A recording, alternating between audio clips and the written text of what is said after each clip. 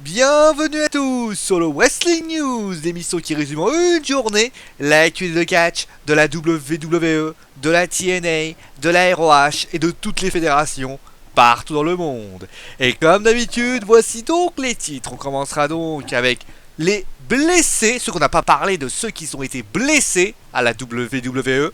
On ira voir ensuite les résultats de WWE SmackDown et on terminera avec les Dudley Boys. Allez, on commence maintenant avec l'infirmerie de la WWE.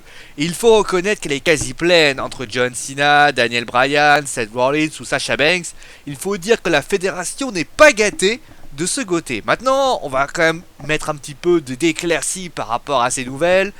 Tout semble s'arranger au fur et à mesure. Par exemple, Paige qui est blessé, qui souffre d'une commotion cérébrale, son retour devrait arriver d'ici peu. Pour Sasha Banks, la meilleure lutteuse au monde, eh bien elle souffre d'une légère blessure à un ligament du genou. C'est léger et elle devrait revenir au mois de février. Et enfin, la meilleure nouvelle viendrait de Randy Orton. Alors que c'est un parler d'une indisponibilité allant jusqu'à 2017, eh bien il semblerait que la chirurgie au cou ne soit pas obligatoire et que donc son retour pourrait être entre mi-mars et fin mai. Le lutteur d'ailleurs n'avait pas hésité à fustiger la presse spécialisée en raison d'informations erronées à son encontre. Par cette nouvelle, on peut imaginer Randy Orton lutter à WrestleMania. D'ailleurs, il faut savoir que si Sasha Banks ou autres ont réfuté ses blessures sur Twitter ou autres réseaux sociaux, cela a été dû au nombre trop important de blessés en ce moment et la WWE n'avait pas envie d'en alourdir beaucoup plus. Bon, allez, maintenant on commence avec les résultats de WWE SmackDown et c'est Dean Ambrose qui a ouvert le show avec...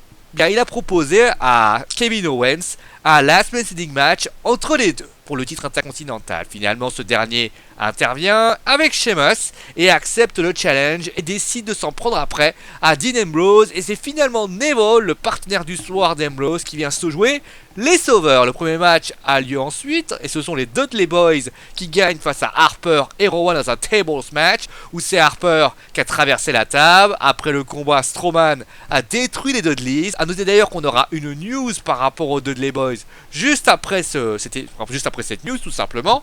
Le second match est un Headman Tag Team match entre les Social Outcasts et Goldust. Damien Sandow, et oui il est en vie, Zack Ryder et Jack Swagger, et victoire des Social Outcasts suite à un Running Bulldog. Le troisième match est alors la revanche de WWE pour le titre des États-Unis, et au grand étonnement de tous, et oui c'est Alberto Del Rio qui récupère sa ceinture en faisant abandonner Kalisto. Alors il faut savoir une chose, c'est que King Barrett était là et a donc quand même coûté entre guillemets le match à Kalisto, mais on peut se poser la question du pourquoi Kalisto a appelé sa ceinture alors qu'il l'avait récupéré quelques jours auparavant. Le quatrième match est féminin où Becky Lynch bat Brie Bella par soumission grâce au Dishammer. A noter d'ailleurs que Becky Lynch a proposé un match de championnat au Royal Rumble contre Charlotte. Et enfin le main event, Ambrose et Neville contre Kevin Owens et Sheamus. Et pas de vainqueur entre les deux équipes en raison d'une grosse bagarre à l'extérieur du ring, concluant le show. Bon allez, maintenant on continue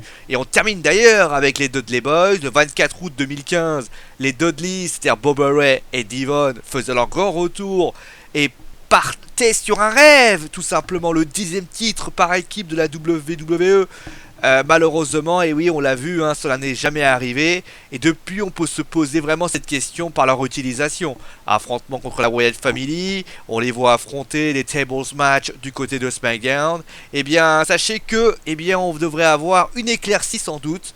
Et oui, puisque fans de table Ikea, soyez tristes. En effet, les officiels songeraient fortement à dissoudre l'équipe à court ou moyen terme. L'idée serait de faire de Bubba Ray une carrière sous dans la gimmick de Bully Ray à la TNA. Pour Devon, par contre, aucune information d'infiltré, mais il semblerait qu'il soit le grand perdant de cette séparation si elle a lieu. En tout cas, cette séparation, si elle a lieu, comme je répète, c'est toujours au conditionnel, permettra à la fois de relancer les deux, mais également de renforcer le roster solo qui en a cruellement besoin avec la perte de Cena, Rollins et consorts. Bon allez, maintenant c'est la fin bien sûr de ce Wrestling News. On se retrouve bien sûr, on se retrouvera lundi avec les résultats. On parlera de WrestleMania, d'ailleurs on parlera du main event de WrestleMania et de plein d'autres choses. Vous retrouverez Fafa demain en tout cas. Allez, ciao tout le monde et soyez sages et bon week-end.